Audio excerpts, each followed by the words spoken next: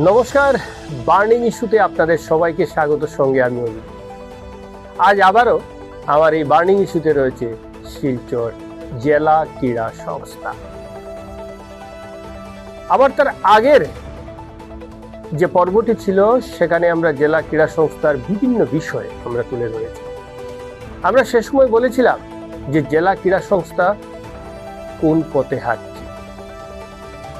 জেলা ক্রীড়া সংস্থা নাকি প্রায় অভিভাবকহীন হয়ে রয়েছে। জেলার ক্রীড়ার মান দিন দিন অবনতি হচ্ছে, আর সেটার মূল কারণটা কি? এক নম্বর কারণ, জেলা ক্রীড়া সংস্থার পরিচালনার ক্ষেত্রটায় যারা রয়েছেন তারা ব্যর্থ হচ্ছে। আর এই খেলার মান অবনতি হওয়ার আরো একটি প্রধান কারণ হচ্ছে শিলচর জেলা ক্রীড়া সংস্থায় যারা বিভিন্ন ক্লাব, স্কুল, সরকারি প্রতিষ্ঠান থেকে যেসব সদস্যরা আসেন, এটা হচ্ছে একটা বড় কারণ। 2023 সালে যখন শিলচর জেলা ক্রীড়া সংস্থার বিজিএম হয়েছিল, তখন আমরা দেখেছি কিছু লোক ভোটার হয়ে জেলা ক্রীড়া সংস্থায় এসেছিলেন, যাদেরকে নিয়ে নানা প্রশ্ন উঠেছে। ঠিক আমার পাশের স্ক্রিনে আপনারা দেখতে পাবেন, আমরা একটা তালিকা সেখানে দেখাচ্ছি। এমনও লোক, ধরুন পিডব্লিউডি থেকে এসেছেন রাজ্যের বর্তমান মন্ত্রী কৌশিক রায়, যেমন ইরিগেশন থেকে ডিপার্টমেন্ট থেকে যে দুজন এসেছেন তারা কিন্তু ইরিগেশন ডিপার্টমেন্টের কেউ নন। বিভিন্ন শিক্ষা প্রতিষ্ঠান থেকে যেসব মেম্বাররা শিলচর জেলা ক্রীড়া সংস্থায় এসেছেন, তাদের মধ্যে অনেকেই সেই স্কুলের সঙ্গে কোনো সম্পর্ক নেই। এবং এই যে মেম্বার হয়ে এসেছেন বা সদস্য হয়ে জেলা ক্রীড়া সংস্থাতে এসেছেন, তারা ভোট দিয়েছেন। যদি আপনারা লক্ষ্য করেন যে নামের তালিকাটা, তাহলে দেখা যাবে যে বর্তমান শাসক দলের নেতা, পার্টি নেতাদের নাম। তাহলে কি জেলা ক্রীড়া সংস্থাকে ক্রীড়ার ক্ষেত্র থেকে বেশি কি গুরুত্ব দেওয়া হচ্ছে রাজনৈতিকভাবে? ক্রীড়াঙ্গনকে কি রাজনৈতিক মঞ্চ হিসাবে তৈরি করার কোনো পরিকল্পনা হয়েছে কি? খেলার মাঠে কারা আসবেন? যারা খেলার সঙ্গে জড়িত, যারা খেলা বুঝবেন, যারা মাঠ বুঝবেন, তাদেরই আসা উচিত। কিন্তু ওই তালিকায় যে কিছু নাম রয়েছে, আমি সবার কথা বলছি না, কিছু নাম যে রয়েছে, অনেকেই বলছেন তাদের তো খেলাধুলার সঙ্গে কোনো সম্পর্কই নেই। কেবল তারা আসতে পেরেছেন, তারা শাসক দলের কর্মকর্তা, শাসক দলের সদস্য বলে। মানে জেলা ক্রীড়া সংস্থাকে কিভাবে দখলে নেওয়া যায়, রাজনৈতিক দখলে নেওয়া যায়, সেই চেষ্টা হয়েছিল 2023 সালে। আমি তার আগের পর্বে বলেছিলাম যে 2023 সালে একটি প্রার্থী তালিকা, সত্যমেব জয়তের নাম দিয়ে সেই প্রার্থীর তালিকার ঘোষণা করা হয়েছিল ইটখোলা বিজেপি সদর কার্যালয় থেকে। কে করেছিলেন ঘোষণা সে সময়? সে সময়ের জেলা সভাপতি বিমলেন্দু রায় এবং সঙ্গে ছিলেন তদানীন্তন বিধায়ক দীপায়ন চক্রবর্তী। এই ধরনের ঘটনা মনে হয় শিলচর জেলা ক্রীড়া সংস্থায় কোনোদিন হয়নি, যে শিলচর জেলা ক্রীড়া সংস্থার বিজিএম হবে, নতুন পরিচালন সমিতি গঠন হবে, আর সেই পরিচালন সমিতির প্রার্থীর তালিকা ঘোষণা হচ্ছে একটা রাজনৈতিক দলের অফিস থেকে। তার থেকে আর কি দুর্ভাগ্য হতে পারে? আর জেলা ক্রীড়া সংস্থার উন্নয়ন তার থেকে কি আর আশাই করা যেতে পারে? যেখানে খেলোয়াড়, যেখানে ক্রীড়া সংগঠকদের থাকা প্রয়োজন, সেখানে দেখা যাচ্ছে রাজনৈতিক নেতা পার্টি নেতাদের ভিড়। আমরা এমনও দেখেছি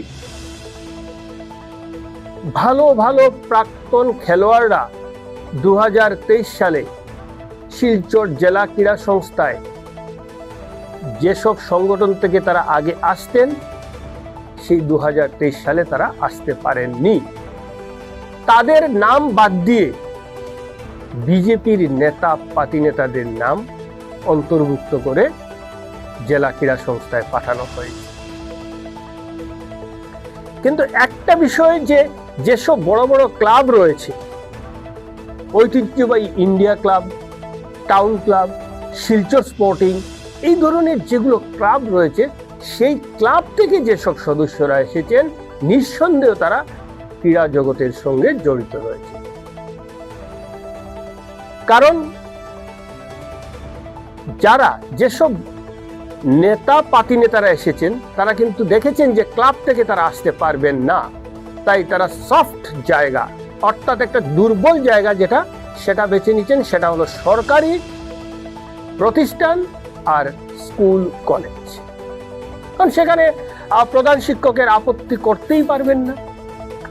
ধরুন কোনো বিজেপির নেতার নাম আসবে, সেখানে সেই স্কুলের কি কোনো শিক্ষক আপত্তি করতে পারবেন? নিশ্চয়ই না। আর সেই সুযোগটা নিয়েই ওরা কিন্তু শিলচর জেলা ক্রীড়া সংস্থার সদস্য হয়ে এসেছে। এ নিয়ে কিন্তু যারা প্রাক্তন খেলোয়াড় বা যারা দীর্ঘ দশক ধরে ক্রীড়া সংগঠন করছেন, তাদের মধ্যেও কিন্তু এই ক্ষোভটা রয়েছে। ঐতিহ্যবাহী টাউন ক্লাবের সভাপতি, আর আজকের দিনে যদি বলা যায় যে এতদ অঞ্চলের একজন প্রবীণ ক্রীড়া সংগঠক দিলীপ নন্দী কিন্তু বেশ ক্ষোভ প্রকাশ করেছে। এমনকি তিনি বলেছেন যে বিভিন্ন সরকারি প্রতিষ্ঠান এবং স্কুল কলেজ থেকে কিছু সদস্যরা জেলা ক্রীড়া সংস্থায় এসেছেন, যাদের মাঠের ঘাসের সঙ্গে কোনো সম্পর্ক নেই। তিনি প্রশ্ন তুলেছেন, তারা কিভাবে জেলা ক্রীড়া সংস্থায় এলেন?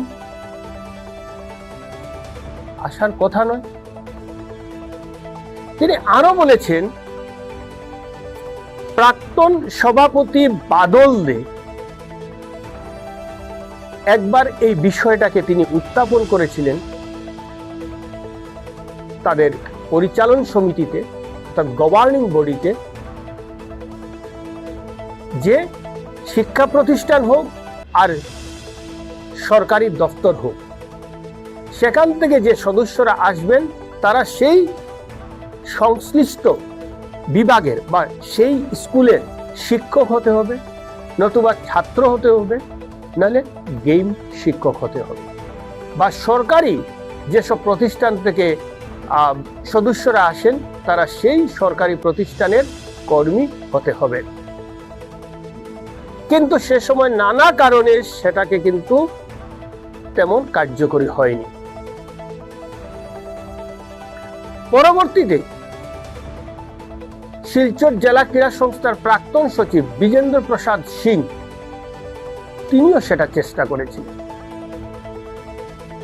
যে শিক্ষা প্রতিষ্ঠান হোক আর সরকারি প্রতিষ্ঠান হোক, যেসব সদস্যরা আসবেন সেই প্রতিষ্ঠানের সঙ্গে তাদের জড়িত থাকবে।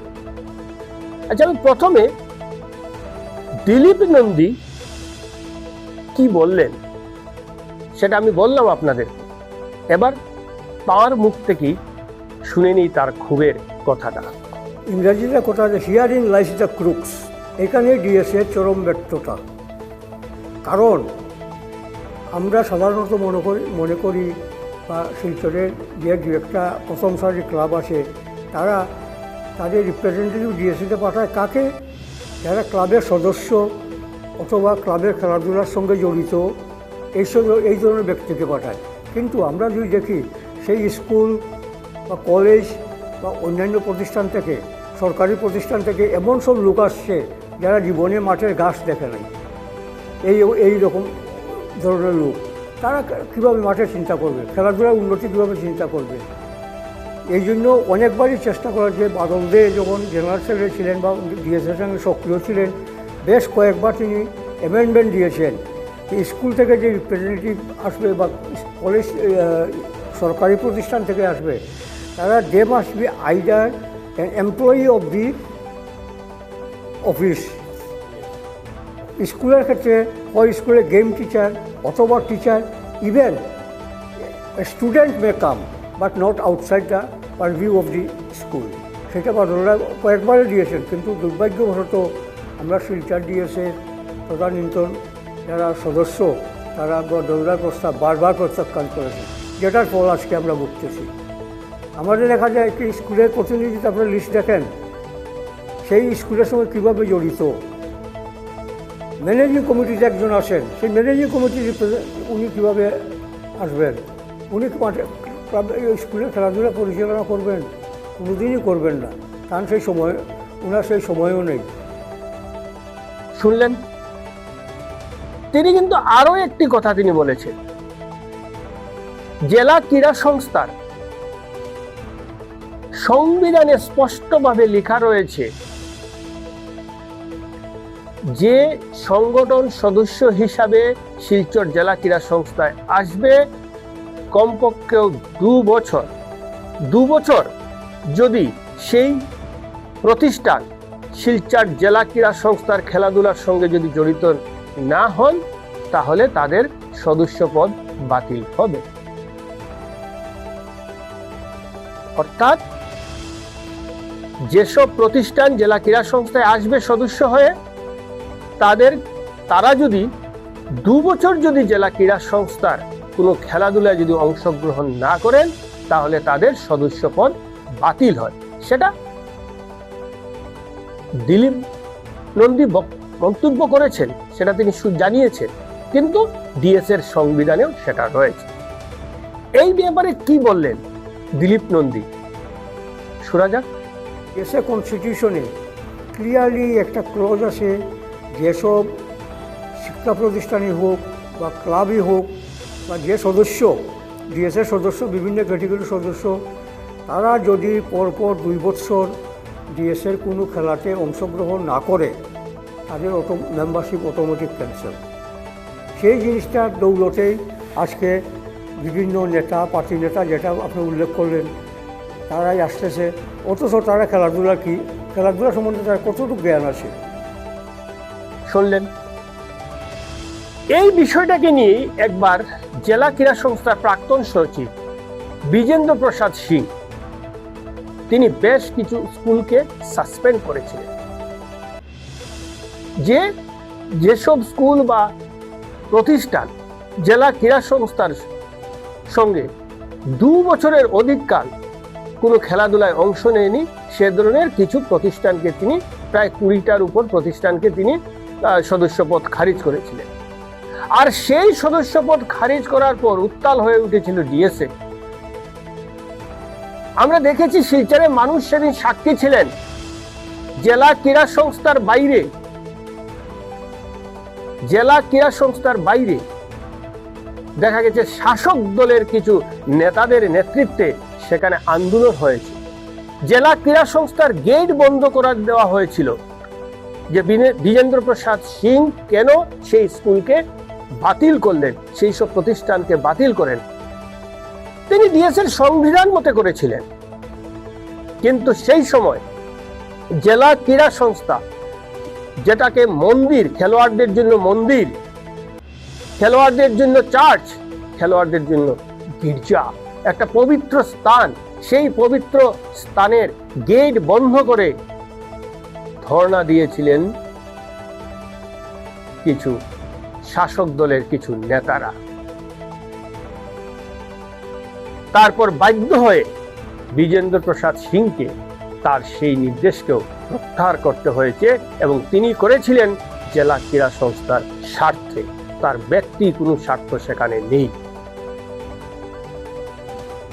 যার কারণে 2023 সালে যেভাবে সদস্যরা এসেছেন বিভিন্ন প্রতিষ্ঠান থেকে, এই যে দিলীপ বাবু বললেন, যারা ডিএস এর মাঠের ঘাসের সঙ্গে সম্পর্ক নেই, এই ধরনের অনেক সদস্য এখন ডিএস এর কর্মকর্তা, ডিএস এর সদস্য।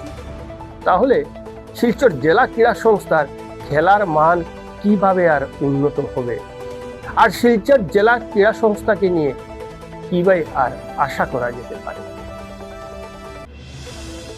আমার একটা প্রশ্ন, শিলচর জেলা ক্রীড়া সংস্থার সদস্য হিসাবে রয়েছেন রাজ্যের মন্ত্রী কৌশিক রায়, রয়েছেন বিধায়ক রাজদীপ রায়, রয়েছেন প্রাক্তন বিধায়ক দীপায়ন চক্রবর্তী, প্রাক্তন বিধায়ক মিহিরকান্তি সোম, বাবুল হৌড়ের মতো সংগঠক, আরো প্রভাবশালী ব্যক্তিরা এই জেলা ক্রীড়া সংস্থার সদস্য হিসাবে রয়েছেন। কিন্তু তারা কেন শিলচর জেলা ক্রীড়া সংস্থাকে তার সেই মর্যাদা বা সেই ঐতিহ্যে আবার কেন তারা ফিরিয়ে নিতে পারছেন না? তবে আশা রাখি